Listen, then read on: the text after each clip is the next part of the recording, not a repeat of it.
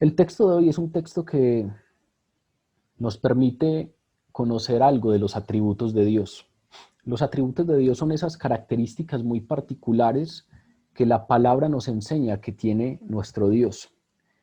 A veces, obviamente, nosotros antropomorfizamos a Dios, a veces le damos emociones parecidas a las nuestras, y claro, eso tiene todo que ver con las experiencias que tenemos de Dios, pero es muy interesante venir a la palabra y saber que hay algunas diferencias entre algunos atributos, algunas características que la palabra nos dice que tiene nuestro Señor y a veces esas mismas emociones o esos mismos aspectos cuando son aplicados a nosotros mismos.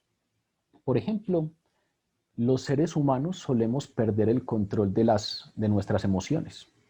A veces sentimos cosas desproporcionadas, a veces anhelamos tener lo que en la palabra refiriéndose a los frutos del Espíritu Santo llaman longanimidad, eso que es largura de ánimo. Cuán difícil a veces nos es tener esa largura de ánimo. A veces nos levantamos con cierto ánimo y un trancón o el primer inconveniente, un problema puede hacernos cambiar ese estado con el que comenzamos. Eh, Somos a veces volubles, somos a veces cambiantes, a veces nos irritamos fácilmente por algún asunto, eh, a veces solemos perder. No siempre intentamos que no siempre nos pase, pero a veces solemos perder el control de nuestras emociones, por ejemplo. Y por ejemplo, la palabra nos dice que Dios nunca lo hace. Uno de los aspectos que nos permiten entender esto es la paciencia que tiene Dios con quienes le ofenden continuamente. Él podría, por ejemplo, destruir justamente a todos los pecadores en el momento en el que están transgrediendo la ley. Y digo justamente porque si Él destruyera o si nos destruyera en el momento en el que estamos transgrediendo su ley, pues eso no sería un acto injusto, porque la palabra dice que el pago del pecado es la muerte, entonces sería un acto justo. Sin embargo, en su lugar, dice la palabra que Él opta por soportar pacientemente y por extendernos la esperanza de la salvación. Aun cuando hemos ofendido, cuando le hemos ofendido una y otra vez, la paciencia de Él es infinitamente perfecta. Hay un texto que siempre me ha gustado mucho de un predicador que ya falleció, pero era un gran predicador, Spurgeon, y una vez hizo una predicación sobre la paciencia de Dios. Y hay un textico que de cuando en cuando leo y quiero compartirlo con ustedes. Dice así: hemos esperado la venida de nuestro Señor cuando muere la noche. Lo hemos buscado en la entrada de la mañana. Lo hemos esperado en el calor del día y creído que podía venir antes de la próxima caída del sol, pero no estaba allí. Él espera, espera mucho, mucho tiempo. ¿No vendrá? La paciencia es la razón por la cual no ha venido. Está soportando a los hombres. El relámpago aún no llega. Aún no se desgarran los cielos ni se enrolla la tierra. Aún no llega el gran trono blanco y el día del juicio. ¿Por qué? Porque Él es compasivo y soporta por largo tiempo a los hombres. No tiene afán para responder ni siquiera las peticiones de sus elegidos, quienes claman ante Él día y noche, porque es paciente, lento para la ira y grande en misericordia. Hemos esperado la venida del Señor. ¿Y por qué no ha llegado? Porque es paciente, porque aguarda con paciencia, porque es compasivo y no tiene afán. Termina Spurgeon diciendo que Dios es lento para la ira y es misericordioso, y esas palabras no son de él. El Salmo 103 nos dice que Dios es lento para la ira, y ese mismo Salmo nos dice que Él es misericordioso y clemente. Si ustedes ven, pues eh, Israel, hemos hablado ya bastante de Israel y estamos en una parte del Evangelio en donde decimos cómo las autoridades judías no reconocieron a Jesús y cómo se le oponen tan hostilmente. Si son la nación elegida de Dios, pues Israel experimentó más que ninguna otra nación la paciencia de Dios. A lo largo de su historia, no solamente en tiempos de Jesús, sino a lo largo de toda la historia del pueblo de Israel, fue como, recuerden cuando Esteban estaba ante el Sanedrín, por ahí en el capítulo 7 de Hechos nos lo cuenta, Esteban dio una característica o enunció una característica del pueblo. Dice, es que son tercos y duros de corazón, y son torpes de oídos, y siempre resisten la obra del Espíritu Santo. Esa es la característica que da Esteban del pueblo escogido de Dios. Son tercos y duros de corazón. Pero aparte de eso, Jeremías da otras características en boca de Dios. Dice, este fue tu camino desde tu juventud. Nunca oíste mi voz, porque los hijos de Israel y los hijos de Judá no han hecho sino lo malo delante de mis ojos desde su juventud, porque los hijos de Israel no han hecho más que provocarme a ira con la obra de sus manos.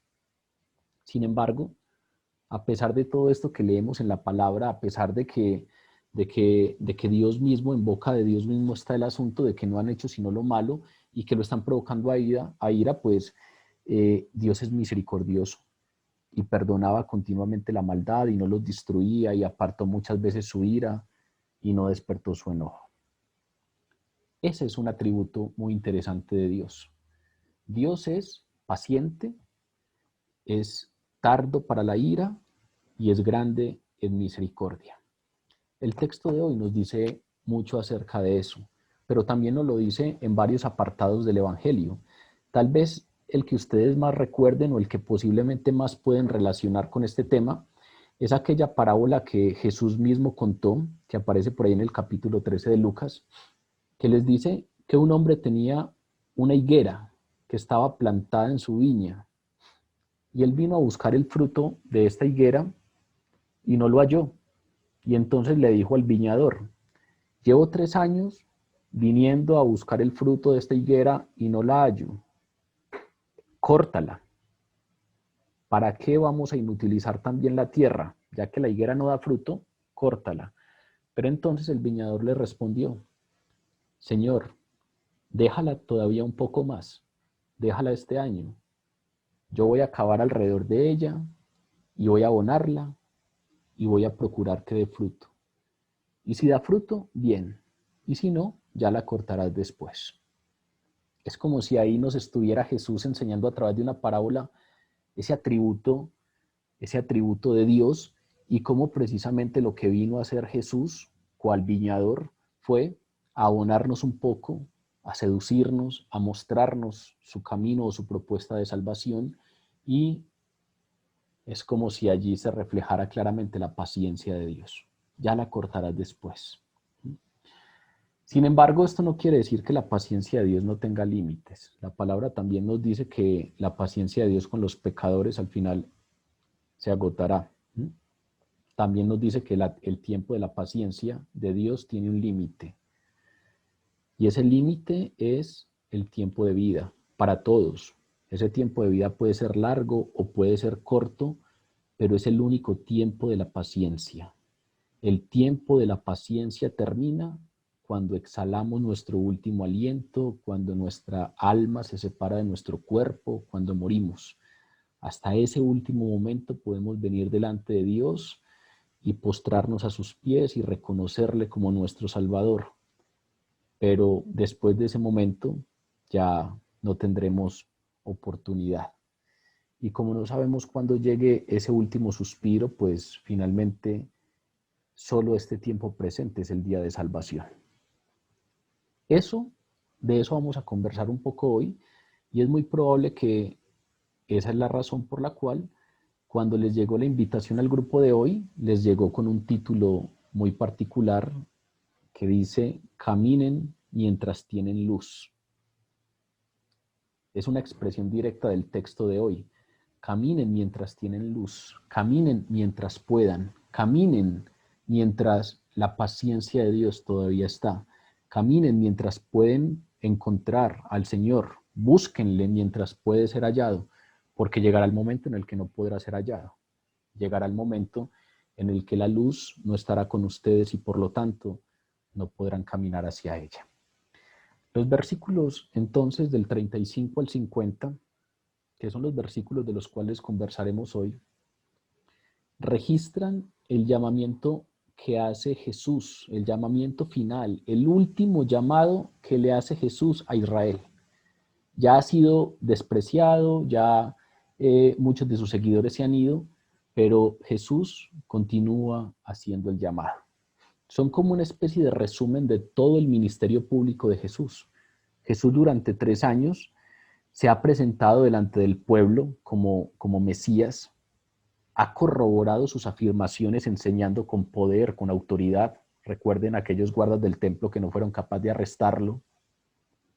Y cuando les pidieron cuentas, ellos dijeron, es que nadie ha hablado con la autoridad que habla este hombre. Él corroboraba todas sus afirmaciones por sus palabras de autoridad, pero también corroboraba todas sus afirmaciones porque realizaba milagros que soportaban todo lo que él decía, milagros que nunca nadie había hecho. Pero aún así, estaban las afirmaciones y estaban las corroboraciones de autoridad y estaban los milagros, pero aún así Jesús se enfrentó con la incredulidad. No creyeron en él. Se enfrentó con el odio. Quisieron matarlo y de hecho lo mataron. Se encontró con hostilidad y con rechazo, sobre todo de los líderes de las autoridades de Israel. Ya estamos cerca a que precisamente ese rechazo, ese odio, llegue a su punto máximo con la cruz. Vamos entonces a comenzar a leer este pasaje que, como les dije, tiene un llamamiento final hacia los israelitas para que se conviertan, para que crean en él, un llamamiento final a la fe. Y nos habla de algunos asuntos muy interesantes porque nos descubre cuáles son las causales de la incredulidad. Y aparte de decirnos por qué es que Israel no cree, expone las consecuencias del creer o del no creer. Leo entonces, en favor de todos, Juan, capítulo 12, versículos 35 al 50. Entonces Jesús les dijo, aún por un poco está la luz entre vosotros. Andad entre tanto que tenéis luz, porque para que no os sorprendan las tinieblas, porque el que anda en tinieblas no sabe a dónde va. Entre tanto que tenéis la luz, creed en la luz, para que seáis hijos de la luz. Estas cosas habló Jesús y se fue y se ocultó de ellos. Pero a pesar de que había hecho tantas señales delante de ellos, no creían en él. Para que se cumpliese la palabra del profeta Isaías que dijo, Señor, ¿quién ha creído a nuestro anuncio? ¿Y quién se ha revelado? ¿A quién se ha revelado el brazo del Señor? Por esto no podían creer, porque también dijo Isaías, cegó los ojos de ellos y endureció su corazón, para que no vean con los ojos y entiendan con el corazón y se conviertan, y yo no los sane. Isaías dijo esto cuando vio su gloria y habló acerca de él.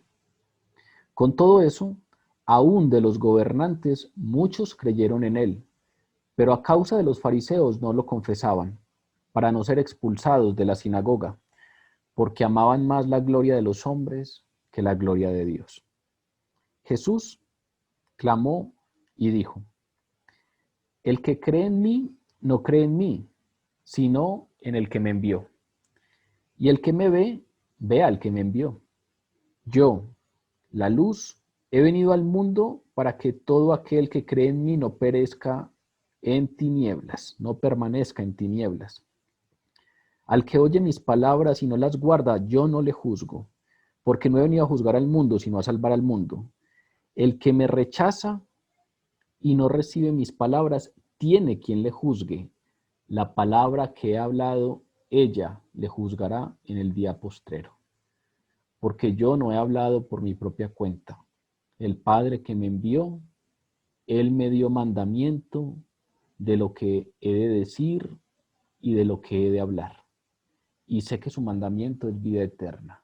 Así pues, lo que yo hablo, lo hablo como el Padre me lo ha dicho. Es un texto extenso y es un texto que tiene unos temas que muy seguramente a todos nos generan cierta curiosidad. Entonces, vamos a comenzar a conversar sobre esto, pues con la esperanza de que el Espíritu Santo nos da luz para entender su palabra. El texto comienza con un llamado final a creer. A pesar de todos los rechazos, hay un llamado final a creer.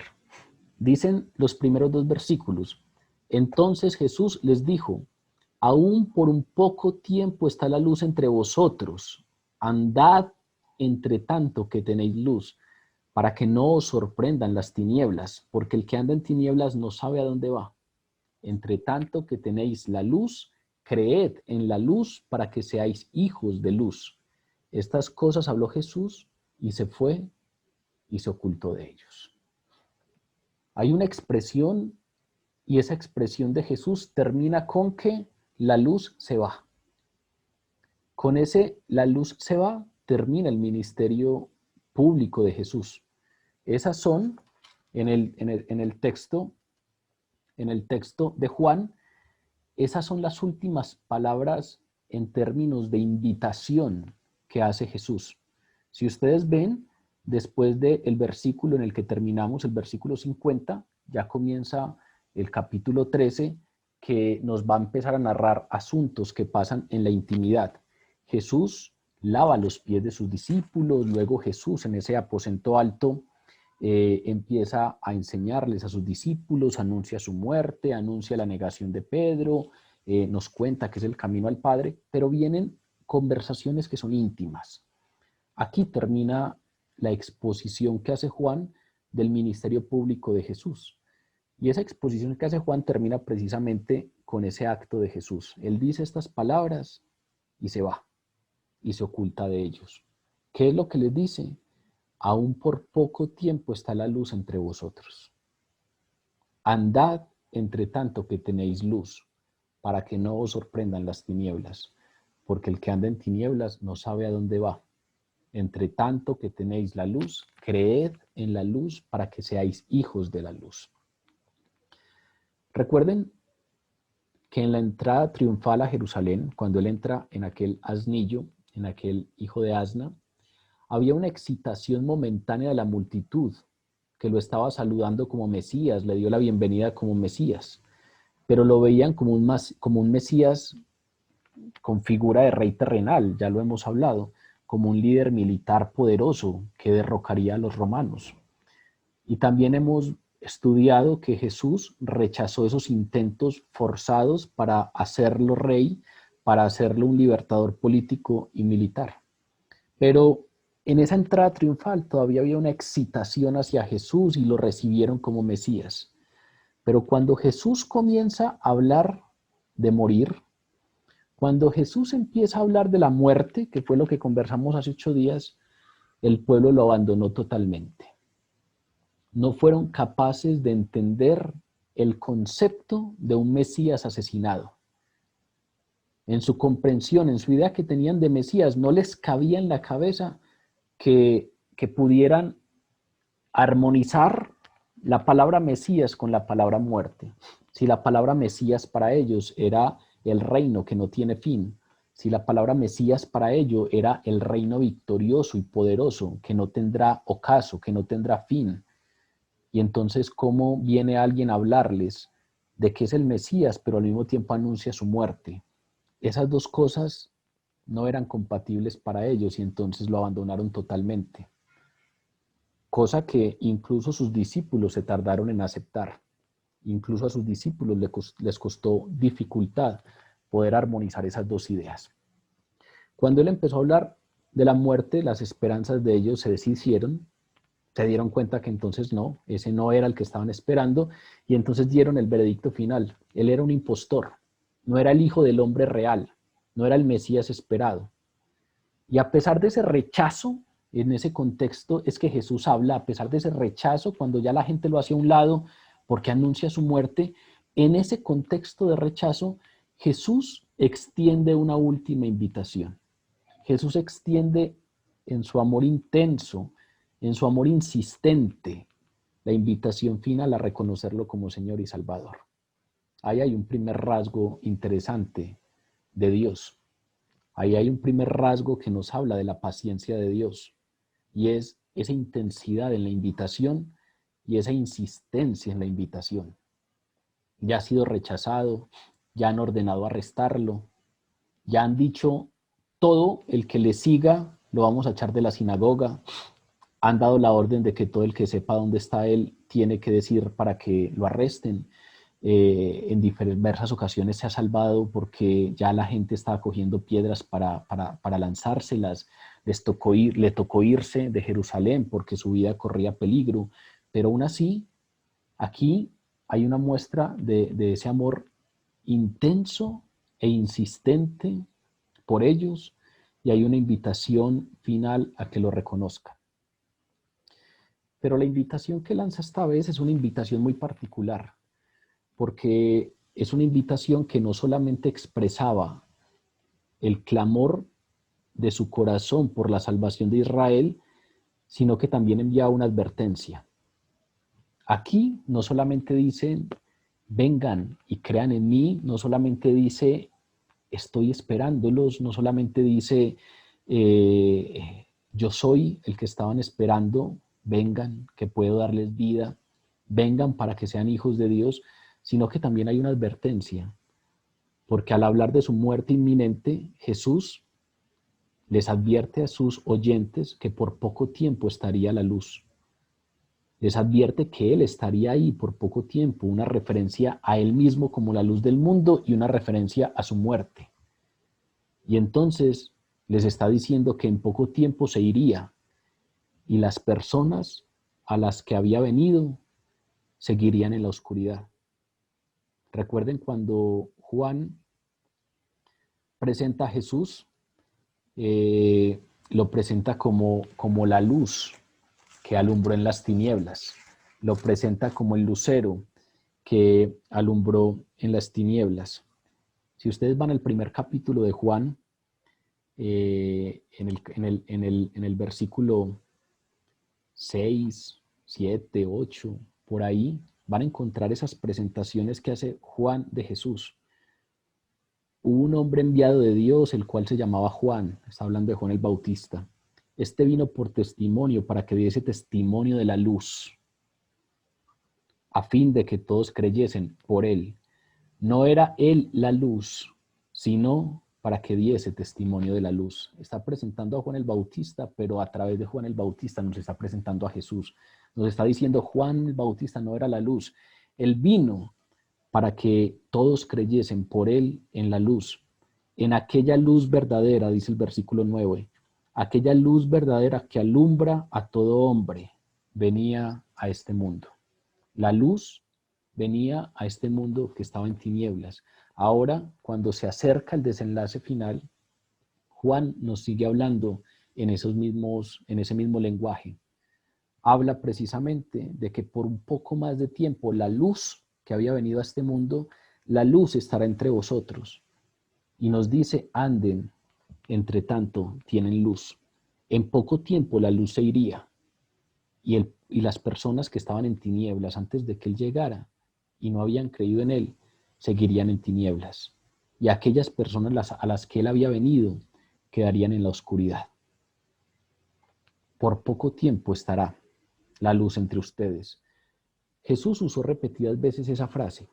Si uno revisa esa frasecita, por poco tiempo o un poco más de tiempo, aún un poco está la luz entre vosotros, esa frase enfatiza la brevedad de ese tiempo restante que le queda a Jesús en su ministerio terrenal.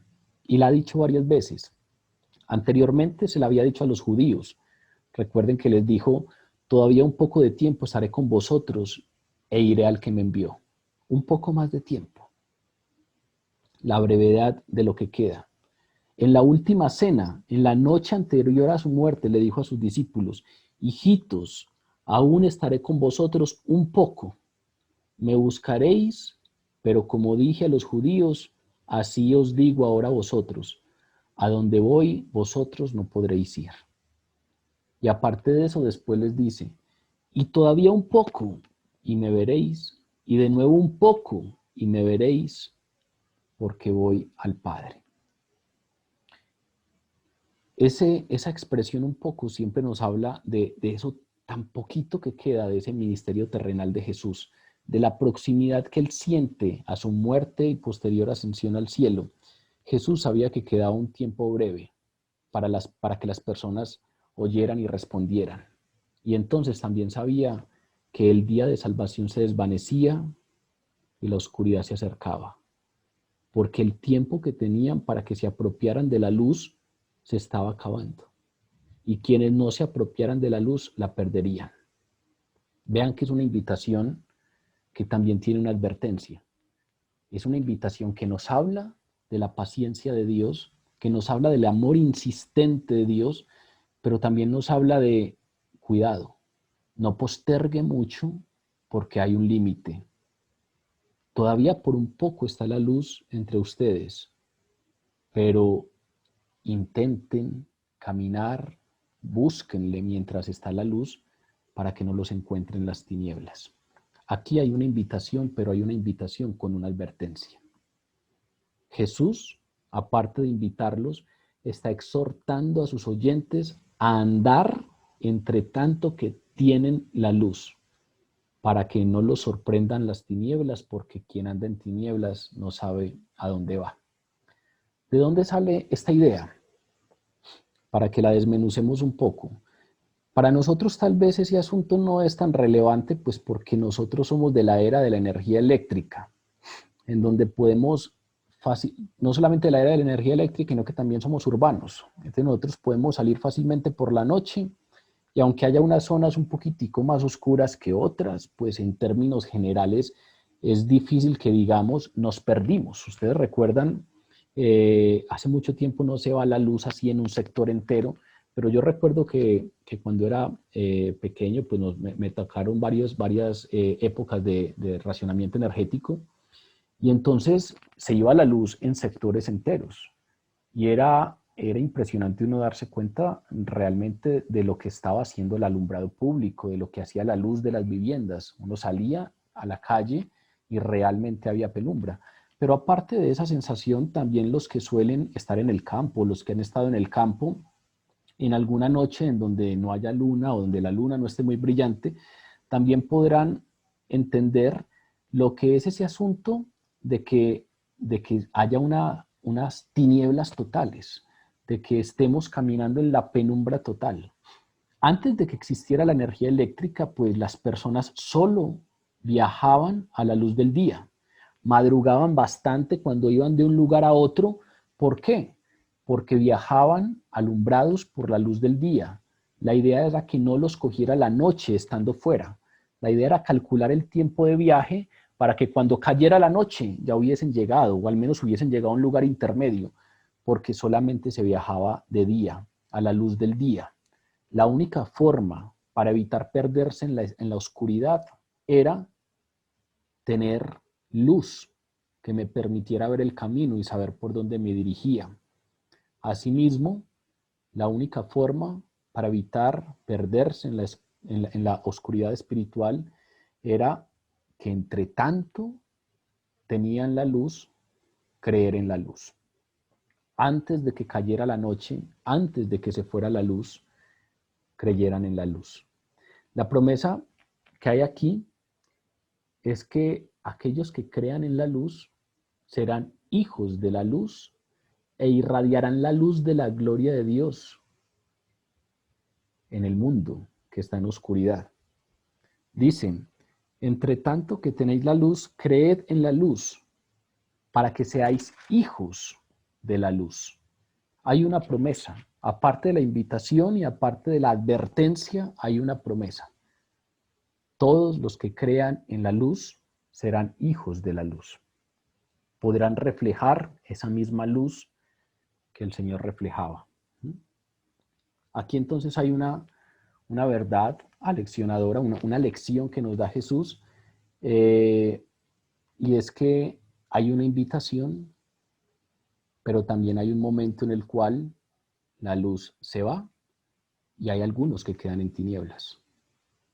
Esa parte del texto a veces no nos interesa tanto sacarla a relucir, nos interesa a veces más meternos por la idea del amor insistente, el amor intenso, el Jesús que vuelve y hace la invitación. Y claro, eso está, pero al lado de ello está la advertencia. Caminen hacia la luz, entre tanto la luz está. ¿Por qué? Porque todavía por un poco estará la luz, pero después no estará. ¿Qué nos está diciendo también con esto? Pues que cuando hay una insistencia en rechazarlo, si se nos acaba ese tiempo de la paciencia de la que hablamos ahora, ese tiempo que tenemos, que es nuestro término de vida, sea corto o sea largo, el término de vida que tenemos es el tiempo en el que podemos encontrar esa luz.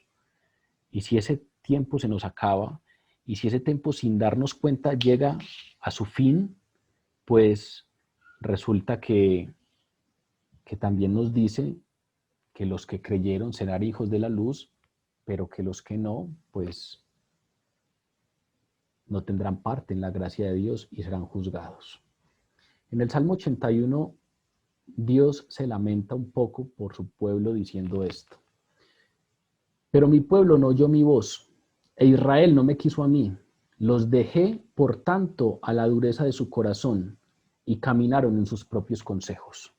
Traigo este texto a colación porque ese asunto de caminad, entre tanto la luz está, porque llegará en poco tiempo el que la luz se vaya, también nos da a entender un poco ese asunto de que hay un límite y de que pues llegará el momento en el cual los que persistan en rechazarlo pues no podrán hallarlo.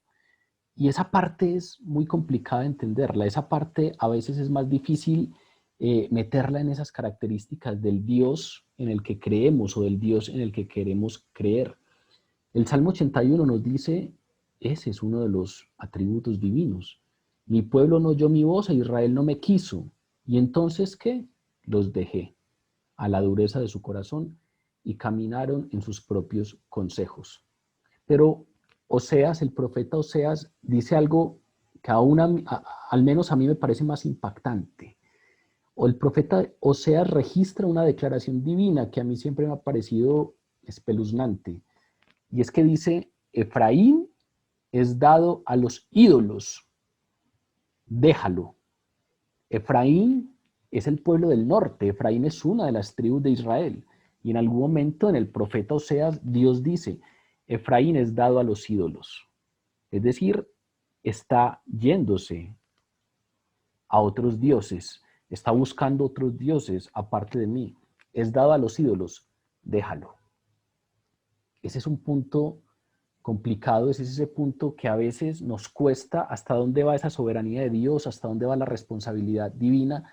Aquí Dios nos dice, el hombre es responsable, es dado a los ídolos, déjalo. ¿Mm? Dios abandonó al pueblo a las consecuencias de su pecado por la dureza del corazón de ellos. Aquí Jesús nos está diciendo que inevitablemente quienes lo rechazan también entonces enfrentarán la ira y el juicio de Dios.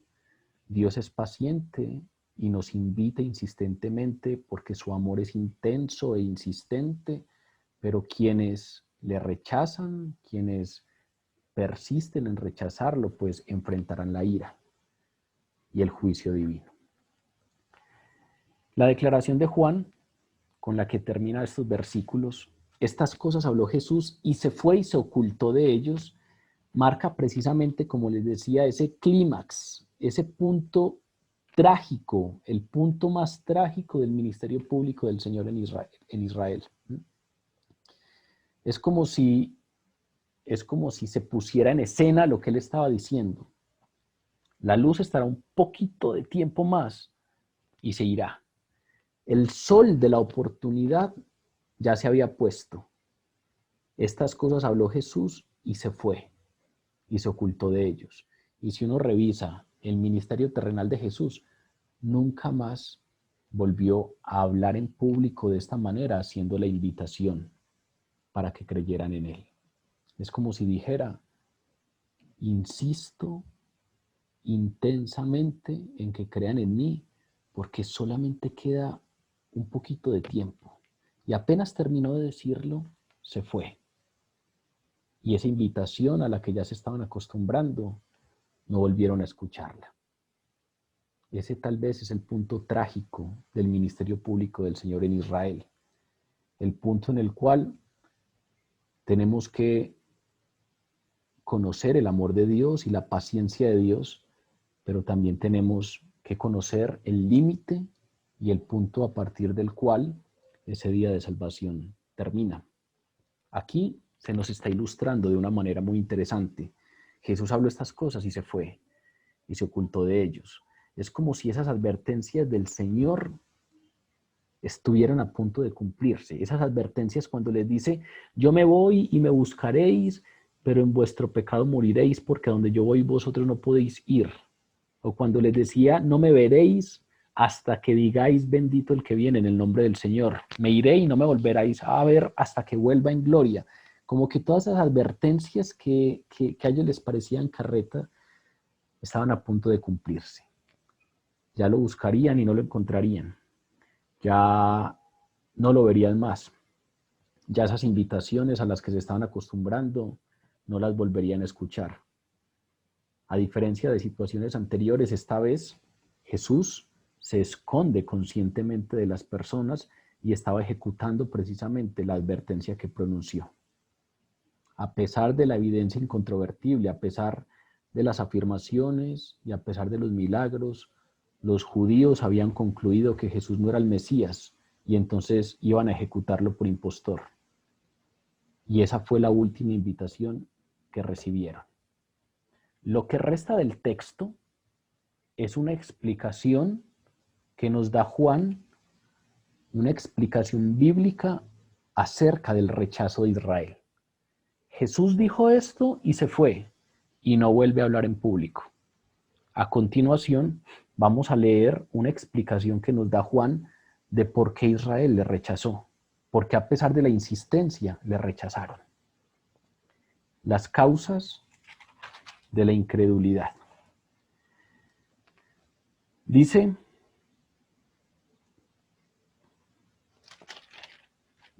los versículos del 37 al 43. Pero a pesar de que había hecho tantas señales delante de ellos, no creían en él, para que se cumpliese la palabra del profeta Isaías, que dijo, Señor, ¿quién ha creído a nuestro anuncio? ¿Y a quién se ha revelado el brazo del Señor? Por esto no podían creer, porque también dijo Isaías, cegó los ojos de ellos y endureció su corazón, para que no vean con los ojos y entiendan con el corazón y se conviertan y yo los sane. Isaías dijo esto cuando vio su gloria y habló acerca de él. Con todo eso, aún de los gobernantes muchos creyeron en él, pero a causa de los fariseos no lo confesaban, para no ser expulsados de la sinagoga, porque amaban más la gloria de los hombres que la gloria de Dios. Hay algunos escépticos, hay algunos que estudian la vida de Jesús, sus afirmaciones, sus milagros, y son escépticos a que Él sea el Mesías. Y uno de los puntos en los que se basan es que argumentan que el rechazo de Israel, precisamente esto de lo que estamos hablando, el hecho de que con tanta evidencia detrás Israel persistiera en rechazarlo, estos escépticos argumentan que el rechazo de Israel pues arroja muchas dudas sobre las afirmaciones de Jesús.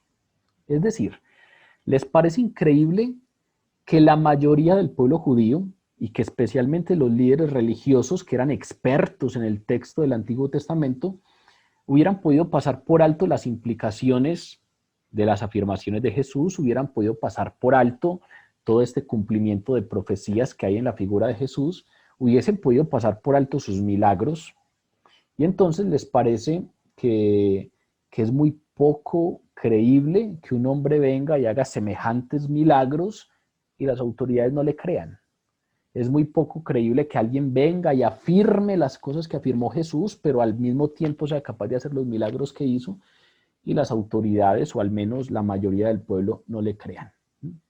Sin embargo, la perspectiva de ellos ignora un asunto espiritual muy interesante, que es el poder del pecado para hacernos ciegos, para cegarnos a la verdad, para cegar a las personas a la verdad. Es decir, la palabra nos dice que estos personajes no creyeron, que a pesar de que había hecho tantas señales delante de los judíos, ellos no creyeron en él. Y una de las cosas interesantes que nos dice la palabra es que hay un endurecimiento del corazón. Jesús constantemente nos dice, el corazón de ellos está endurecido, ellos son ciegos, no puede venir a mí sino aquel que ha sido enviado por el Padre. Ahí hay un asunto que es interesante porque nos habla de ese endurecimiento del corazón y a partir de ahí empieza un asunto de cuál es la razón de la incredulidad. Vean que uno de los puntos significativos de lo que nos narra el Evangelio es que aún, aunque los oponentes de Jesús no le creyeron a él, incluso atribuían sus milagros a Satanás, no negaron sus milagros. A diferencia de los escépticos modernos, a diferencia de estos estudiosos que no consideran que sea posible que esos milagros se hayan dado sin que las autoridades les creyesen, la palabra nos dice que precisamente estas autoridades intentaban hacer lo posible, incluso atribuir esos milagros a Satanás, pero nunca negaron que sucediera. Uno de los puntos más interesantes para algunos que estuvieron en aquellos días pues, estudiando con nosotros fue cuando estudiamos la sanación del ciego de nacimiento, en donde las autoridades incluso fueron a preguntarle a los papás del ciego, a ver si él se había nacido ciego. Y el texto nos dice que las autoridades nunca fueron capaces de negar los milagros. La única salida que les queda era incluso decir, este recibe su poder de Satanás. Pero el tema no es que sea poco probable que hayan milagros. Hay una pregunta interesante en estos escépticos y es, ¿cómo habiendo tantos milagros allí en manos de Jesús, en la persona de Jesús, estos no le creyeron? Pues en vez de cuestionar la existencia de esos milagros, que la palabra nos deja claro que incluso las autoridades no negaron nunca que sucedieran, eso nos permite a nosotros preguntarnos un poco qué pasa ahí. ¿Por qué el pueblo de Israel está allí delante de semejantes palabras y delante de semejantes milagros y no creyeron? Esa es la respuesta, o la respuesta a esa pregunta nos la da Juan, o nos la intenta dar Juan a través del texto que acabamos de leer, a través de estos versículos que acabamos de leer. Juan dice que el hecho de no creer frente a tal evidencia deja claro algo, y es, primero, aunque puedan darse evidencias para la verdad del Evangelio, la respuesta del pecador no está limitada a la mente y a las razones humanas. Esto no es un asunto de razonar, esto no es un asunto de que me den evidencias. La salvación requiere la regeneración del corazón y eso es obra solamente del Espíritu Santo. Frente a eso, Juan entonces en este texto nos menciona dos causas para la incredulidad de Israel. No es un asunto de que no haya evidencias. Si fuera por la razón humana, muy seguramente las evidencias que dio Jesús hubiesen sido suficientes, pero el creer en Jesús no es un asunto solo de racionamiento, de razonar humanamente, es un asunto de regenerar el corazón y eso no es obra de nosotros, eso es obra del Espíritu Santo. Y entonces Juan nos menciona dos causas, y esas dos causas son una divina y la otra humana. Cuando uno las toma juntas, ilustran esa interrelación de la que hemos hablado en otros momentos. La soberanía divina y la responsabilidad humana. Comienza Juan diciéndonos en el versículo 37 y 38, pero a pesar de que había hecho tantas señales, es que vea que Juan se hace la misma pregunta de los escépticos modernos, ¿cómo supuestamente hizo tantas señales y no creyeron? Juan dice, a pesar de que había hecho tantas señales delante de ellos, no creían en él. Y nos da una primera razón de por qué no creyeron, y esa primera razón es divina, para que se cumpliese la palabra del profeta Isaías que dijo, Señor, ¿quién ha creído a nuestro anuncio y a quién se ha revelado el brazo del Señor? Y nos dice directamente, por esto no podían creer. Vean que hay una primera razón que nos pone Juan ahí, al frente. Por esto no podían creer, porque también dijo Isaías, cegó los ojos de ellos y endureció su corazón para que no vean con los ojos y entiendan con el corazón y se conviertan y yo los sane. La incredulidad y el rechazo de Israel, según la primera razón que nos da Juan, no eran ajenos al plan de Dios. La incredulidad y el rechazo de Israel a Jesucristo no se escaparon del plan de Dios. Por el contrario, sucedieron ¿para qué? Para que se cumpliese la palabra del profeta Isaías, con esa frase con la que arranca el versículo 38. ¿Quién ha creído a nuestro anuncio? Muy pocos. Lo increíble es que fue cierto aun cuando Dios se reveló por medio de milagros. A pesar de que había hecho tantas señales, si alguien diera respuesta a esa pregunta de Isaías, ¿quién ha creído a nuestro anuncio? Tendrían que decir muy poquitos. Recuerden en Hechos de los Apóstoles cuando están reunidos los creyentes unánimes en oración y viene el Espíritu Santo. Hechos de los Apóstoles, ¿cuántos nos dicen que hay? Cerca de 150. Jesús ha trasegado estas tierras de Palestina, 3 años en su ministerio terrenal y hasta ese momento fieles seguidores habían no más de 150. Claro, ese día llegó el Espíritu Santo y con la primera predicación de Pedro ya se habían convertido otros 5,000.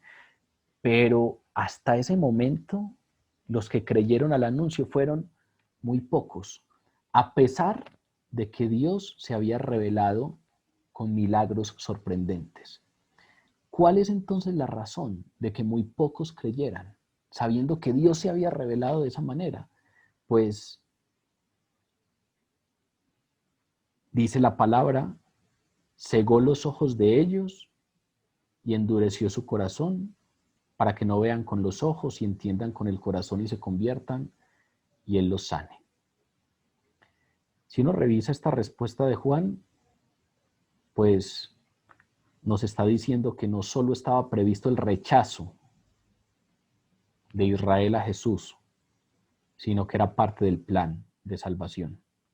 Nos está diciendo que no solamente no los cogió por sorpresa, no solamente Jesús sabía, no solamente Dios sabía que habría un rechazo, sino que ese rechazo ya había sido anunciado. Era parte del plan de salvación para que se cumpliese la palabra, para que se cumpliese lo que había sido anunciado a través del profeta Isaías. Claro, a veces es muy difícil comprender esos asuntos. A veces uno preguntaría, ¿y por qué Dios endureció el corazón? ¿Y por qué Dios los cegó para que no vieran?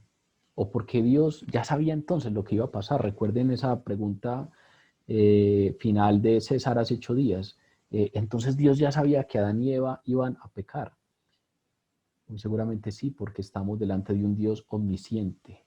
Estamos delante de un Dios que aunque sea nuestro Dios amigo, aunque sea Dios amoroso, aunque sea paciente, aunque yo pueda entrar en mi cuarto y hablarle y Él me escucha, es el creador del universo. Es el Dios todopoderoso. Es el Dios omnipresente y omnisapiente. Nada se escapa de su soberano control. Todo lo sabe. No tiene principio ni tendrá fin. A veces esas cosas es difícil meterlas en la cabeza, pero no estamos hablando con un amigo más. Sí, es el Dios amigo, pero es Dios. Sí, es el Dios amor, pero es Dios. Y obviamente, pues la revelación del plan de salvación, hay puntos en que a nosotros no nos quedan cosas totalmente claras porque vemos solamente el pedacito. Dios ve la historia completa. Y entonces hay puntos difíciles como estos. Cegó los ojos de ellos y endureció su corazón para que no vean con los ojos y entiendan con el corazón y se conviertan y Él los sane. Afortunadamente tenemos más revelación.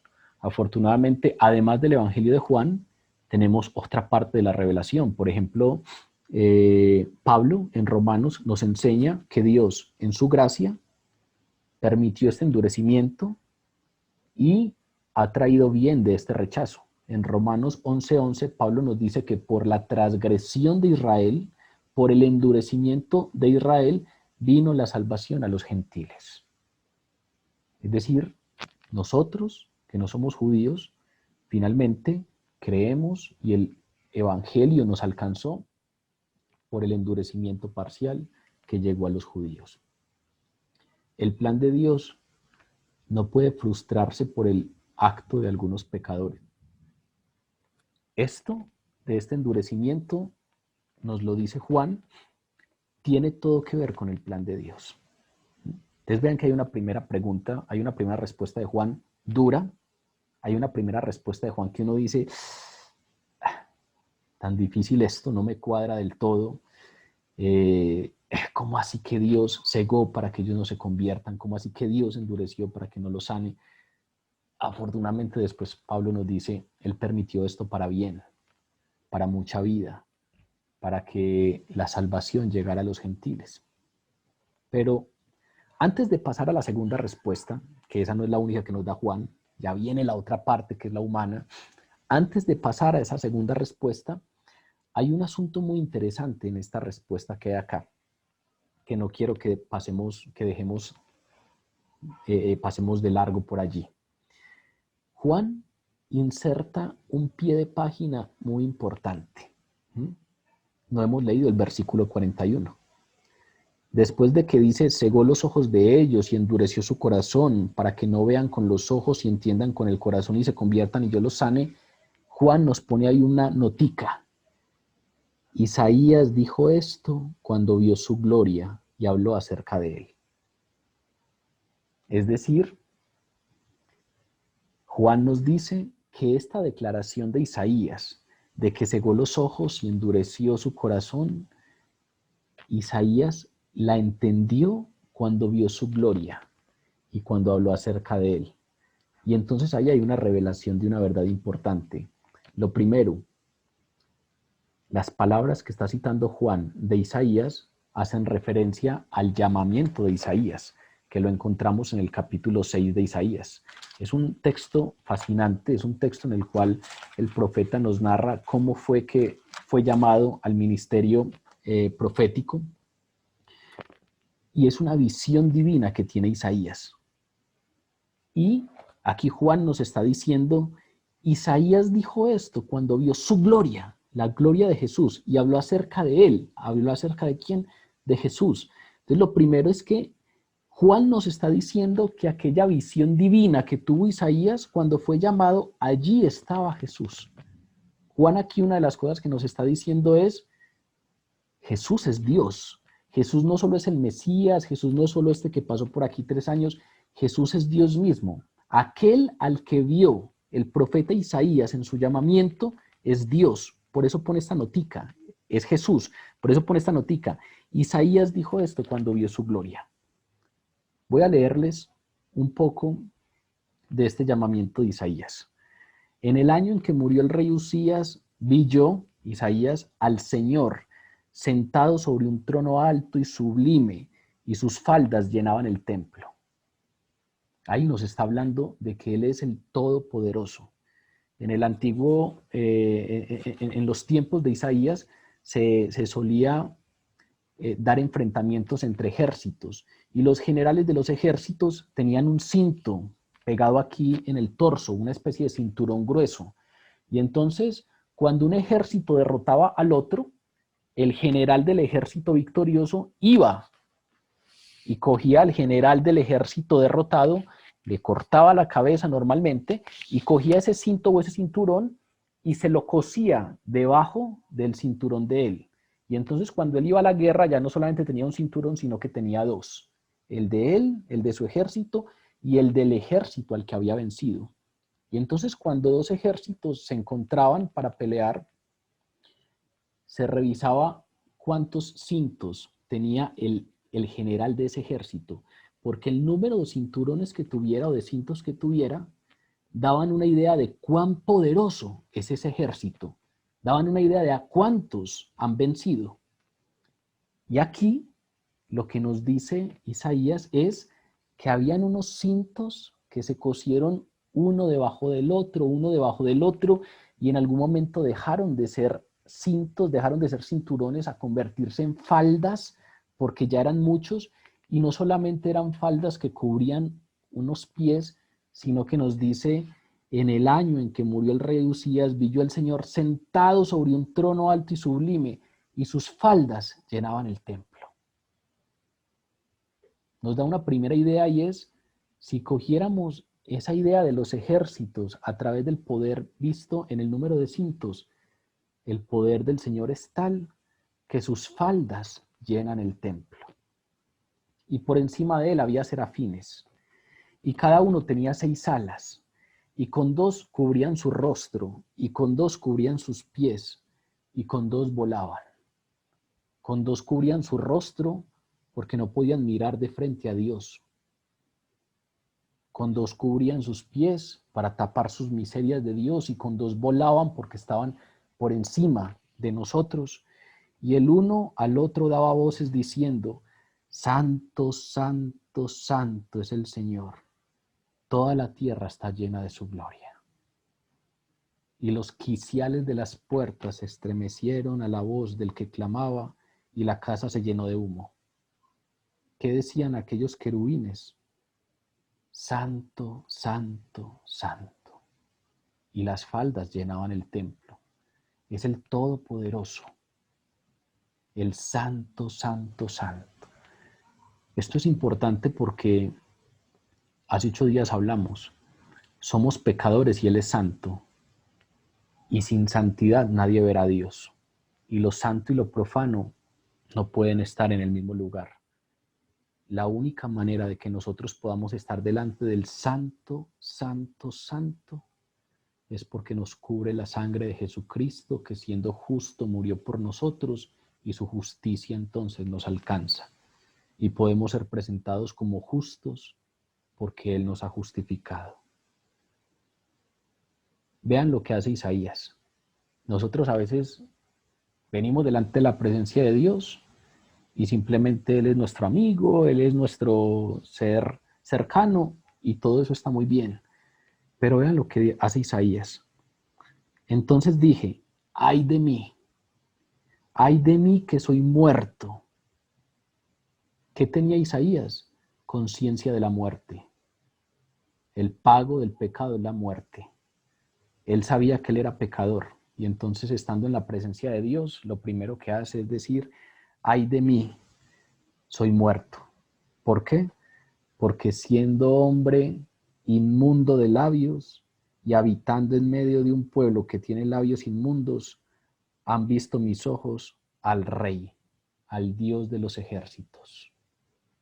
Él tenía claro que lo santo y lo profano no convivían. Y volóse a mí uno de los serafines, teniendo en su mano un carbón encendido, tomando del altar con unas tenazas, y tocando con él sobre mi boca, dijo, he aquí que esto tocó tus labios, y es quitada tu culpa y limpio tu pecado. Esa es una ilustración, es una imagen de lo que hace Dios en nosotros. Se toma carbón del altar donde es sacrificada la víctima, y por el toque de ello le es quitado el pecado y es limpiado Isaías, no por su propia justicia, sino por la obra de Dios. Después oí la voz del Señor que decía, ¿a quién enviaré? ¿A quién irá por nosotros? Entonces respondí yo, heme aquí, envíame a mí. Y él dijo, anda y di a este pueblo, oíd bien y no entendáis, Ved por cierto, mas no comprendáis. Engruesa el corazón de este pueblo y agrava sus oídos y ciega sus ojos, para que no vea con sus ojos, ni oiga con sus oídos, ni su corazón entienda, ni se conviertan, y yo no los sane. Esto es lo que está citando Juan en el texto que estamos escuchando hoy. Esa es la profecía de Isaías a la que aquí se hace mención. Esto es precisamente el llamamiento de Isaías. Entonces, aparte de una verdad importante que tiene que ver con que el endurecimiento no se escapa del plan de Dios, el endurecimiento del pueblo de Israel no estaba fuera del poder de Dios, también hay una nota que es de la que estamos hablando, y es que Juan dice, Isaías dijo esto cuando vio su gloria. Normalmente cuando solemos ir a esos apartados del Antiguo Testamento y leer una visión como la que tuvo Isaías, nos imaginamos a Dios Padre. Nos imaginamos que ese cuyas faldas llenan el trono es solo Dios Padre. Pero recuerden que nuestro Dios es uno y trino, y allí estaba Jesús. Jesús es desde el principio de los tiempos. Jesús estuvo en la creación. Jesús es Dios. Jesús es Dios mismo. Jesús es el gran yo soy. Cuando el gran yo soy se le presenta a Moisés, allí está Jesús. Cuando Isaías es llamado, no es llamado solo por Dios Padre, es llamado por Dios, que es uno y trino. Allí está Jesús. Y eso nos lo está revelando aquí Juan. Aquí Juan dice, esto dijo Isaías cuando estuvo delante de su gloria, y está hablando de Jesús. Está diciendo, es que Jesús mismo es el que le dice, yo endureceré el corazón de ellos. Ve y háblales a este pueblo, pero sus corazones serán endurecidos. Ve y háblale a este pueblo, pero sus oídos estarán sordos. Ahí está Jesús. Juan nos dice, Isaías dijo esto cuando vio su gloria y habló acerca de él. Entonces, además de darnos una razón de la incredulidad, aquí Juan nos está ayudando a entender un testimonio profundo de la deidad de Cristo. El profeta habla de Jesús cuando está viendo la visión asociada a su llamamiento. Y aparte de eso, la declaración de Juan nos muestra que la incredulidad profetizada de Israel era incredulidad en Cristo. Ve y háblales de mí y ellos no se convertirán y para que yo no los sane. Habla directamente de la incredulidad de Cristo y revela que en ese endurecimiento Jesús tuvo parte. Y también entonces el resultado es que cuando vino la verdad en la persona de Jesús, muchos no creyeron. Creían que podían ver, pero eran ciegos espiritualmente. Pero Juan no solamente se queda ahí. Juan nos sigue dando algunas razones de por qué no creyeron. Juan nos sigue diciendo que el endurecimiento de Israel, aunque es un acto soberano, no niega la culpa de quienes se negaron a creer en Cristo. Hace 8 días, terminando, a raíz de la pregunta de César, poníamos el ejemplo de Judas. La traición de Judas fue anunciada. Desde los Salmos se nos dice que uno de sus íntimos le traicionaría. Jesús sabía que Judas lo traicionaría. Cuando Judas salió de la cena, él reveló quién sería. Pero él les dice a los discípulos, uno de ustedes me traicionará. Vean que la traición ha sido anunciada. La traición no se escapa del control de Dios. Pero por otro lado, Jesús dice, ay de aquel por cuyas manos el Hijo del Hombre es entregado. Más le hubiese valido no haber nacido. ¿Qué está diciendo con eso? Anuncia la traición, pero también está diciendo el hecho de que eso sea anunciado no quiere decir que ese hombre no tiene culpa. Hay un asunto que tiene que ver con la omnisciencia. Dios sabe, pero no quiere decir que entonces hay una falta de responsabilidad, hay carencia de responsabilidad en aquel que entonces se refleja esa palabra anunciada. Cuando Juan dice, cegó los ojos de ellos, para decirlo más claramente, cuando Juan nos dice, cegó los ojos de ellos, No quiso decir que la ceguera ocurrió sin la voluntad de ellos. No quiso decir que la ceguera ocurrió en contra de su voluntad, en contra de la voluntad de esas personas. Ellos escogieron el mal. Fue su elección propia. Ellos eligieron rechazar a Jesús. Fue una elección deliberada. Fue una falta propia. No podemos equivocarnos con esto. ¿Mm? Es un punto fundamental. Tenemos que revisar que lo entendamos a cabalidad, porque el endurecimiento de los corazones de los cuales nos habla, del cual nos habla la palabra, ese endurecimiento del corazón como acto soberano de Dios, no se presenta como una manipulación caprichosa de ese poder de Dios arbitrario que quiere maldecir a seres que son moralmente buenos.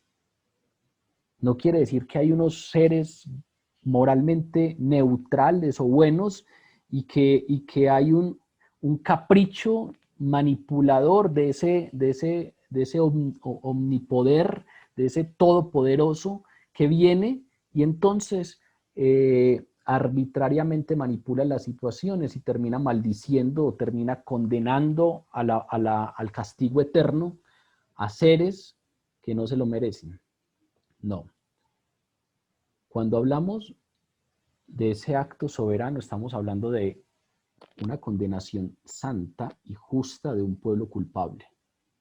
Estamos hablando de un pueblo que es condenado a ser y a hacer lo que ha escogido hacer y ser.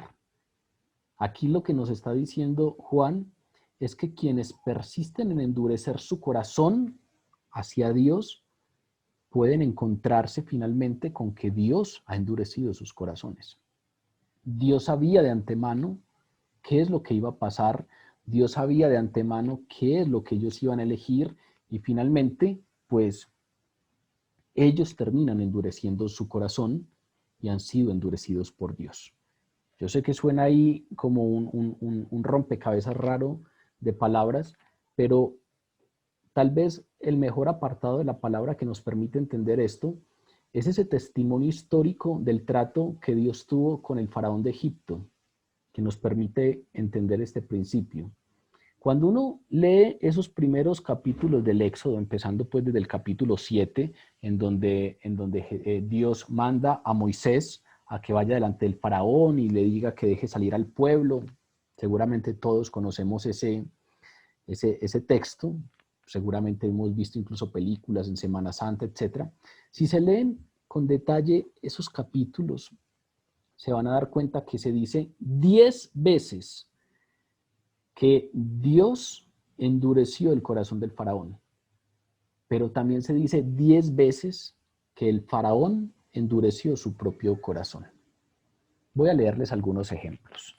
Éxodo 7:13 nos dice, y el corazón del faraón se endureció, es decir, el faraón endureció su corazón, y no escuchó a Moisés, tal y como Dios lo había dicho. Vean que esa palabra ya es muy interesante. Dios ya sabía que el faraón iba a endurecer su corazón y se cumplió lo que Dios había dicho.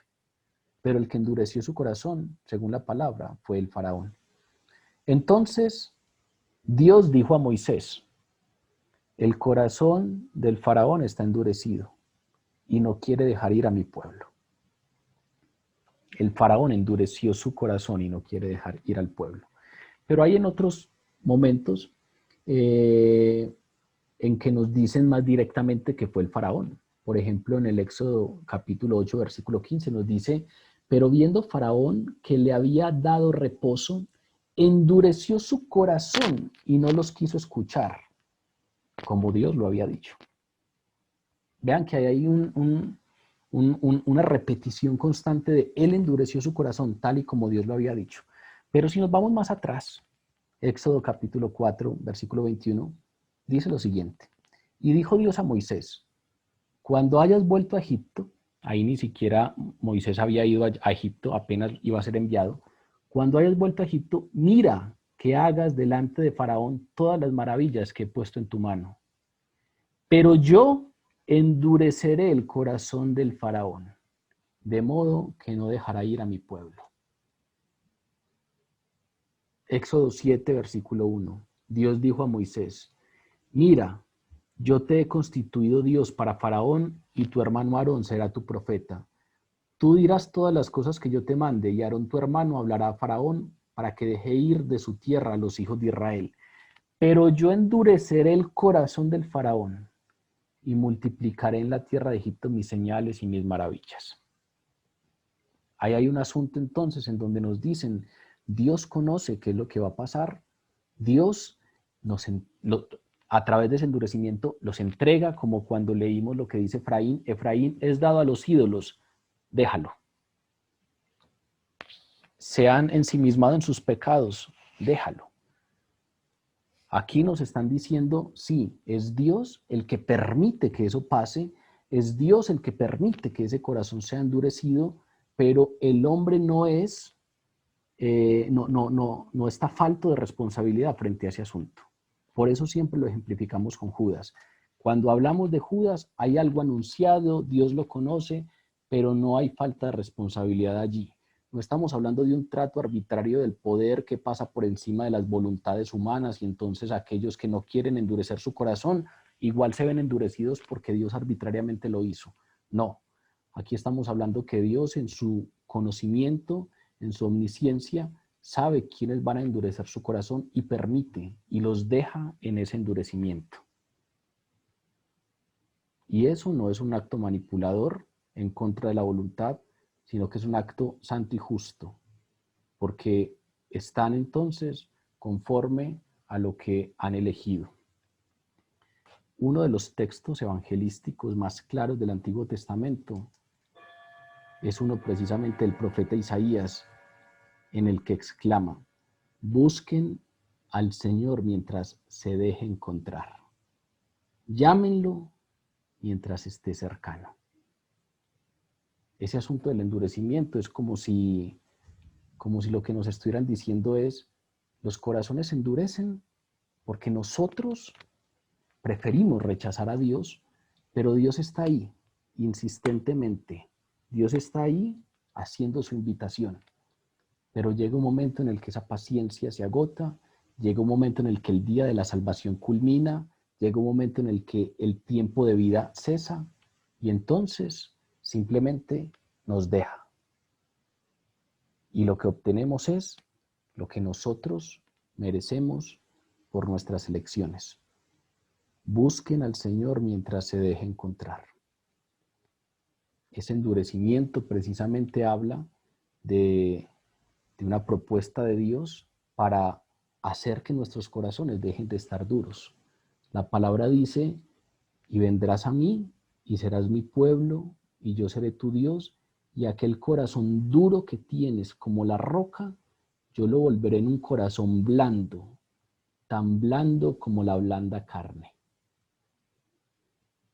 Y tus pecados, que son rojos, tan rojos como el carmesí, yo los dejaré tan blancos como la blanca nieve.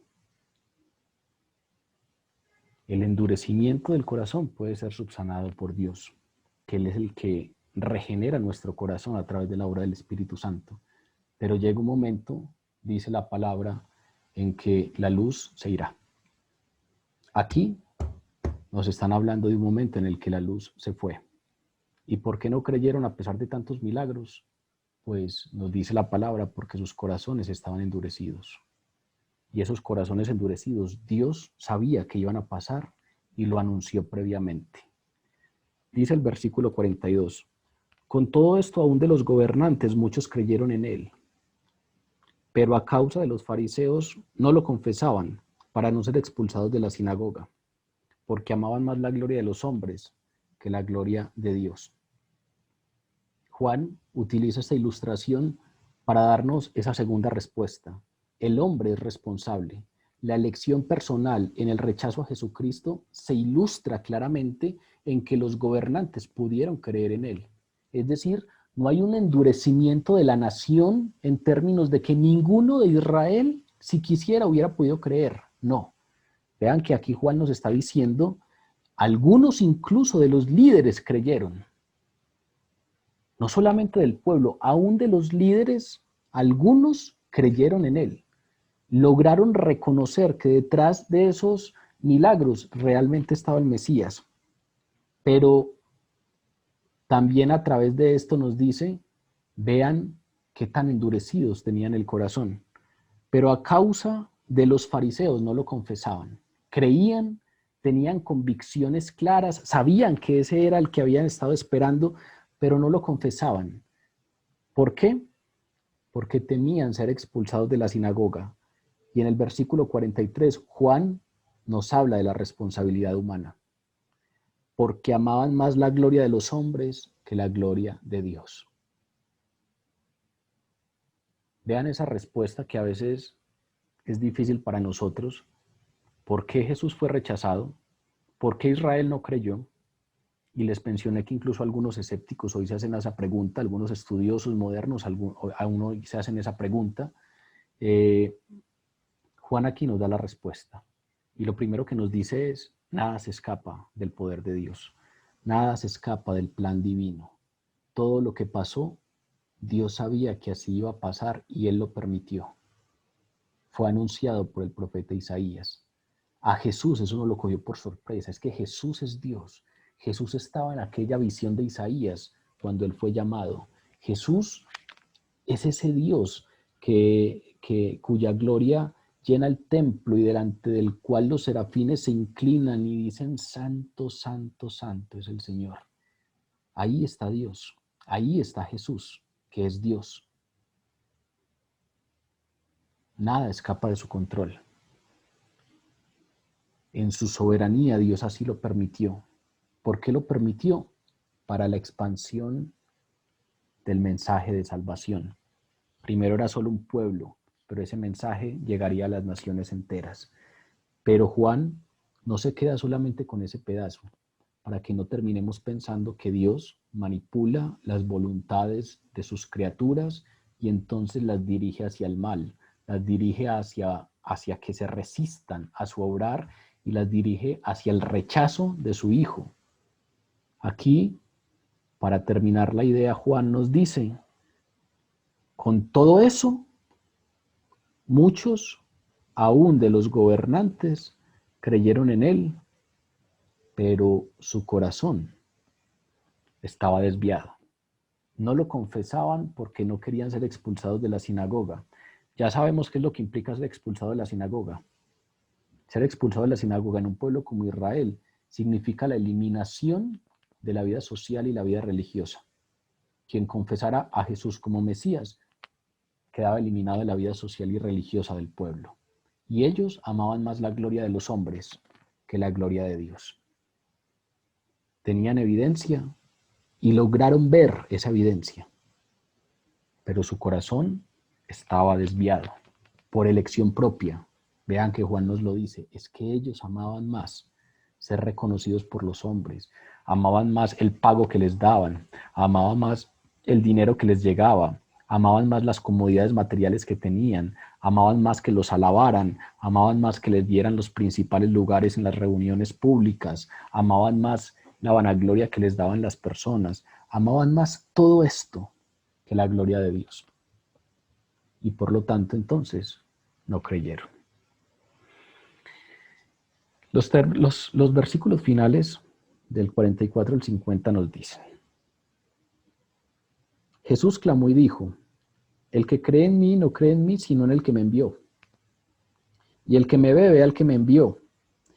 Yo, la luz, he venido al mundo para que todo aquel que cree en mí no permanezca en tinieblas. Al que oye mis palabras y no las guarda, yo no le juzgo, porque no he venido a juzgar al mundo, sino a salvar al mundo.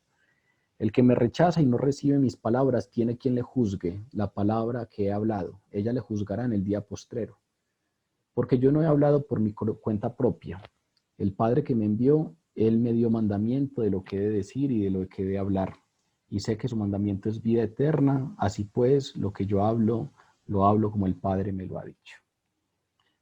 Puede que muy seguramente cuando yo estaba leyendo este apartado, estos versículos, ustedes se preguntaran, pero ¿cómo así? No, pues que Jesús ya se había ido y no, pues que no había vuelto a hablar en público y no, pues que ya había cesado su ministerio público. Pues precisamente, como ya el texto nos había dicho en el versículo 36, que Jesús se había retirado, la mayoría de los estudios sobre este texto se dirigen hacia que las palabras registradas en estos últimos versículos que acabo de leer, estas palabras registradas entre los versículos 44 y 50, no fueron habladas en esa ocasión. Recuerden que Juan escribe este evangelio muchos años después. Este fue el último de los evangelios que se escribió. Ya se habían escrito los otros tres, Mateo, Marcos y Lucas, y Juan, ya muy tarde, escribe este evangelio, ya viviendo en Éfeso. Y es muy probable que entonces Juan haya incluido aquí estas palabras con un propósito de resumir el ministerio público de Jesús en Israel, que ya había terminado. Porque estos versículos contienen verdades que enfatizan la importancia del ministerio de Jesús como Salvador y contienen verdades acerca de las consecuencias de no creer en Él. Es como una especie de resumen que nos da. Nos dio entonces la invitación de Jesús con la advertencia. Luego nos dice, a pesar de todo lo que había hecho Jesús, muchos no creyeron en Él. ¿Por qué? Y nos da las razones del por qué, que fueron las que acabamos de mencionar. Y ahora termina el ministerio público de Jesús, dándonos un recuento de las verdades contenidas en su ministerio de mayor relevancia, ¿sí? Que tienen que ver con, pues precisamente, la imposibilidad de creer en Jesús, la imposibilidad de poder donde creer en el Padre si no se cree en Jesucristo, y las consecuencias de no creer. Empieza diciendo entonces que el que cree en mí no cree en mí, sino en el que me envió. Esto resume gran parte de la enseñanza de Jesús cuando él dice, yo no he ido por cuenta propia, las palabras que hablo no son mis palabras, sino las que he escuchado del Padre, y enfatiza precisamente esta idea de la que hemos hablado fundamentalmente desde hace 8 días, de que es imposible para el hombre estar delante de la presencia de Dios, si no es por el purificado. Acabamos de leer a Isaías. Nosotros muy seguramente no tenemos conciencia de la paga del pecado. Nosotros crecimos en una cultura en donde desde pequeños nos bautizaron y entonces damos por sentado que podemos venir delante de la presencia de Dios, hagamos lo que hagamos y se nos vuelve un asunto tremendamente social. Isaías, cuando llega delante de Dios y tiene esa visión, lo primero que dice es, ay de mí, ay de mí. Y cuando uno se va más atrás, nos dicen que los israelitas en el desierto, Dios les iba a hablar cara a cara y ellos se morían de miedo. Y le decían a Moisés, no, ve tú y habla con Dios. Y luego tú vienes y nos cuentas lo que Dios dijo. Y recuerden que ese era el arca del encuentro o el arca donde Dios y Moisés hablaban. Y cuando Moisés iba hacia esa tienda, la tienda del encuentro, todos los habitantes de Israel se paraban frente a su tienda y se quedaban a la expectativa de que él saliera. Y cuando salía, había que ponerle velos en su cara porque su rostro resplandecía.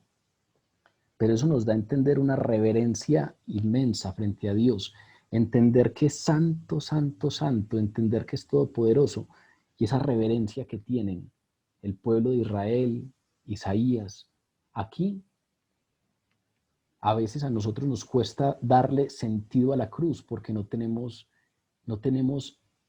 en la cabeza esa idea de imposibilidad, esa idea de cómo Dios se va a relacionar con nosotros si Él es santo, santo, santo y nosotros pecadores. Pues la única respuesta es Jesús. Jesús es el único camino. Jesús es el único que cubre nuestro pecado porque murió por nosotros. Aquí Jesús nos está hablando de eso. Jesús clamó y dijo, el que cree en mí no cree en mí, sino en el que me envió. Y el que me ve, ve al que me envió. Y la única manera de ver a ese que lo envió es a través de él. Y la única manera de creer en ese que lo envió es a través de él. El que disfruta del conocimiento de Dios, de Jesús, pues conoce a Dios. Esas dos primeras frases revelan que quien cree en Cristo disfruta de esa cercanía del Padre y del Hijo. El que cree en mí, no solamente cree en mí, cree en el que me envió. Y el que me ve, ve al que me envió. Yo, la luz del mundo he venido al mundo para que todo aquel que cree en mí no permanezca en las tinieblas. vuelve y reitera lo que ya nos había enseñado en los versículos 35 y 36. Vuelve y reitera aquello que hace Jesús. En Colosenses, Pablo nos dice, lo que ha hecho Jesús en nosotros es que nos ha librado de la potestad de las tinieblas, porque Él es la luz, y nos ha trasladado al reino de su Hijo amado. Dios a través de Jesús nos ha liberado de la potestad de las tinieblas y nos ha trasladado al reino de su Hijo amado. Eso, finalmente, es el resumen de lo que vino a hacer Jesús. La luz vino a este mundo para alumbrar las tinieblas. Y todo aquel que cree en la luz, le es dado ser hijo de la luz y le es dado ser librado de la potestad de las tinieblas. Pero anden en la luz mientras todavía hay luz. Pero así como los caminantes de aquella época intentaban que no los cogiera el ocaso, la caída del sol afuera porque podían perderse, aquí vuelven y nos dicen, el que no cree a su tiempo en Jesús, pues no es librado de la potestad de las tinieblas. Lo primero entonces de lo que nos habla aquí en estas palabras que trae Juan de Jesús es, podemos disfrutar de esas promesas de Dios, de ser liberados de las potestades de las tinieblas y ser hijos de luz. Pero a partir de ahí cambia un poco el enfoque. Al que oye mis palabras y no las guarda, yo no le juzgo, porque no he venido a juzgar al mundo, sino a salvar al mundo. Vean que ya no solamente habla de creer en la luz, sino que ya habla de aquellos que no creen en la luz, aquellos que no le creyeron, al que oye mis palabras y no las guarda. Cambia el enfoque de las bendiciones del creer a las consecuencias fatales del no creer. No obedecer a Jesús es la característica de los incrédulos. Recuerden que Pablo a los incrédulos les dice los hijos de desobediencia, porque la característica es no creer en Jesús. Y aquí Él nos dice que Él no los juzga en su primera venida, porque en la primera venida no vino a juzgar, sino a buscar lo que se había perdido. Vino a hacer el ofrecimiento, vino a salvar, vino a llamar a la oveja que se había extraviado, vino a insistentemente invitar. Y por eso el texto de hoy, a pesar de tantos rechazos, a pesar de tantos momentos de ofrecimiento mal correspondido, insistentemente sigue Jesús invitando. Porque la primera venida no fue la venida del juicio, sino la venida de la salvación, la venida de la búsqueda de todo lo perdido. Pero aún así, Jesús juzgará en el futuro. El que lo rechaza y no recibe sus palabras, tiene quien lo juzgue. Dice él, el que oye mis palabras y no las guarda, yo no le juzgo, porque no he venido a juzgar al mundo, sino a salvar. El que me rechaza y no recibe mis palabras, tiene quien lo juzgue. La palabra que he hablado, ella le juzgará en el día postrero. Es decir, el no creer en esa palabra, el no creer en ese ofrecimiento, el no creer en la oferta de salvación que se le hace, va a ser finalmente lo que nos genere juicio, o lo que les genere juicio a todos aquellos que no crean sus palabras y no las obedezcan. Condenación. Quienes rechazan su oferta de salvación recibirán su juicio. El escritor de Hebreos lo dice de esta manera: mirad que no desechéis al que habla, porque si no escaparon aquellos que desecharon al que los amonestaba en la tierra, mucho menos nosotros, si desecháramos al que nos amonesta desde los cielos. Hebreos aquí como que hiciera una pausa y nos dijera, dejen de acercarse a esto como si fuera historia de Israel, que esto también nos concierne a nosotros. Cuando piensen en estos que rechazaron a Jesús, pues piensen en sus vidas y pongan mucho cuidado en no desechar al que les habla, en no desechar esta palabra que nos está hablando hoy, porque si estos no escaparon al que los amonestaba en tierra, mucho menos nosotros si desecháramos al que nos amonesta desde los cielos. Las palabras de Jesús determinan el destino eterno de todas las personas. De Israel, de usted, de mí. No solo por lo que Él es, por quién es, sino porque habla por el Padre. Por lo tanto, nadie puede rechazar esas palabras con impunidad. Él aquí nos dice, yo no he hablado por mi propia cuenta. El Padre que me envió, Él me dio mandamiento de lo que he de decir y de lo que he de hablar. Y sé que su mandamiento es vida eterna. Así pues, lo que yo hablo, lo hablo como el Padre me lo ha dicho. Aunque era igual en naturaleza al Padre, asumió un papel sumiso durante la encarnación y solamente dijo las palabras que el Padre le dio. Palabras inmutables, palabras absolutas, palabras que no cambian.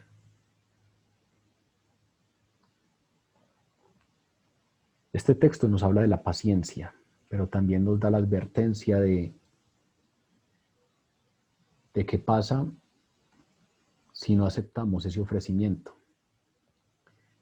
Este texto nos habla del por qué la segunda venida de Jesús parece tardar.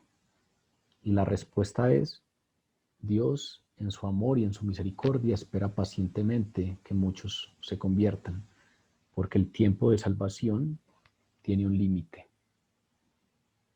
Israel, como el pueblo escogido de Dios, había recibido muchas bendiciones.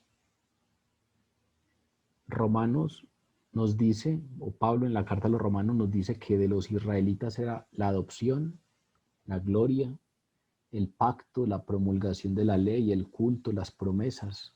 De Israel son los patriarcas. Pero sobre todas estas cosas, Israel tiene una bendición inmensa como pueblo escogido, y es que el Mesías provino del pueblo judío. Y trágicamente ese pueblo que tenía tantas bendiciones y que tenía un trato tan especial, cuando vino no reconoció al Mesías y lo rechazaron y no aceptaron su llamado, ignoraron las advertencias de las consecuencias por no creer, y finalmente entonces, endureciendo su corazón, Dios los dejó a sus corazones endurecidos, y quienes no estaban dispuestos a creer se volvieron incapaces de creer. Ese es un punto trágico de este asunto. Quienes no están dispuestos a creer y endurecen su corazón, puede llegar a un punto en el cual se den cuenta que no pueden creer, porque el tiempo de la paciencia ha terminado. Israel era responsable de muchas cosas porque se les confiaron grandes privilegios. Por lo tanto, Jesús pronuncia contra el pueblo de Israel palabras escalofriantes. En Lucas capítulo 13 dice, vuestra casa será dejada desierta, y os digo que no me veréis hasta que llegue el tiempo en que digáis, bendito el que viene en el nombre del Señor. Vuestra casa será desierta.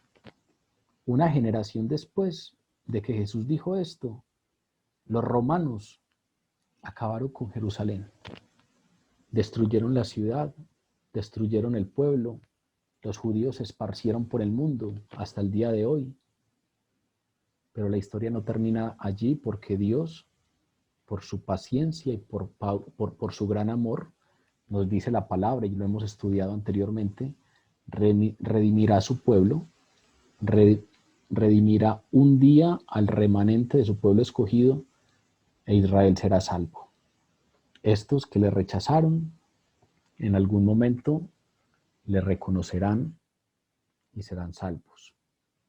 Algunos, un remanente especial que se ha apartado Dios para sí, será salvo. Con esto, Juan termina el ministerio público de Jesús.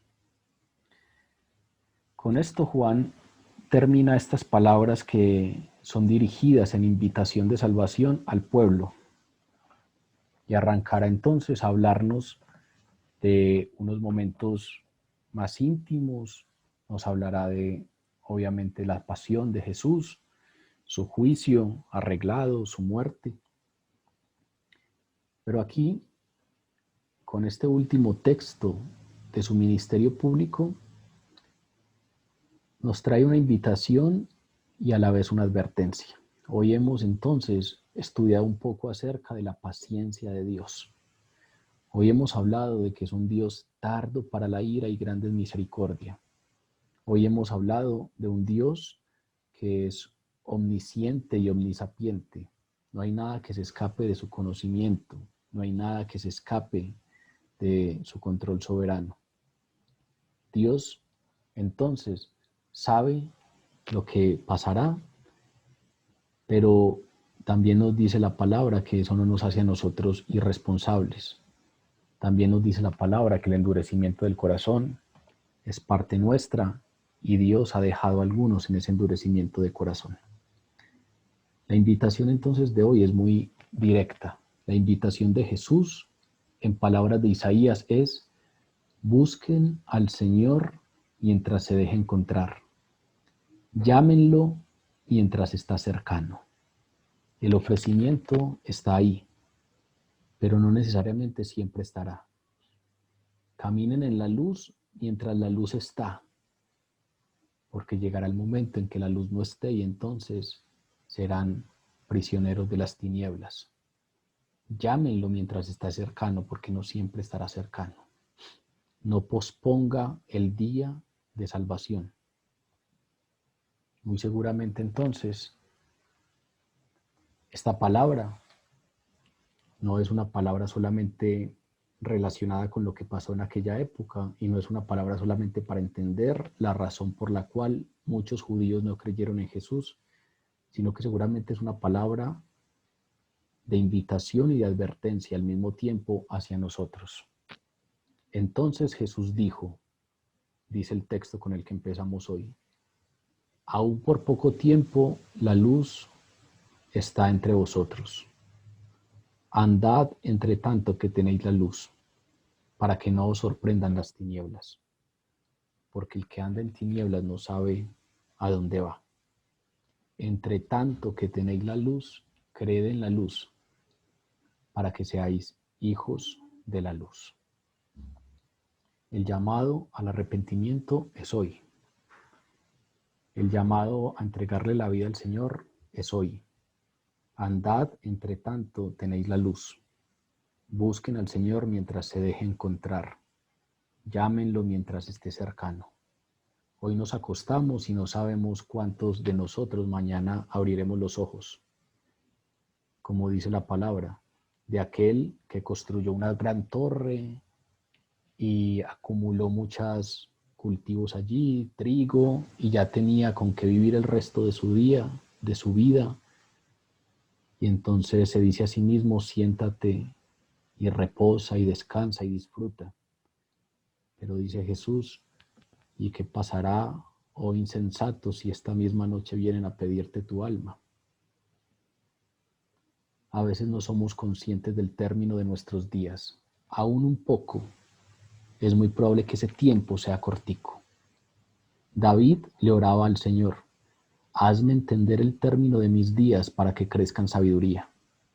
Hazme entender cuán corticos son mis días para que crezcan sabiduría, para no posponer, para yo no creer que tengo mucho por delante, porque no sabemos.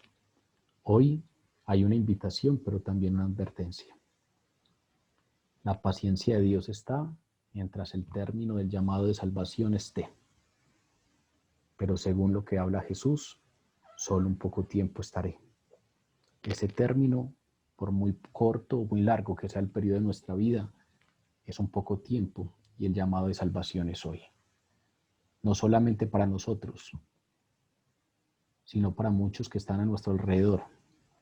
Y a veces posponemos aquel momento de hablar con ellos, a veces posponemos el momento de orar por ellos, creyendo que vendrán muchos otros momentos.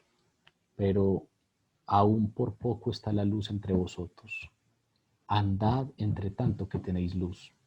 Busquen mientras tienen luz. Oren mientras tienen luz. Intercedan por aquellos de sus seres queridos que aún no conocen mientras tienen luz, porque puede llegar el momento en el cual ya esa luz no está entre nosotros, hablándolo en términos de vida.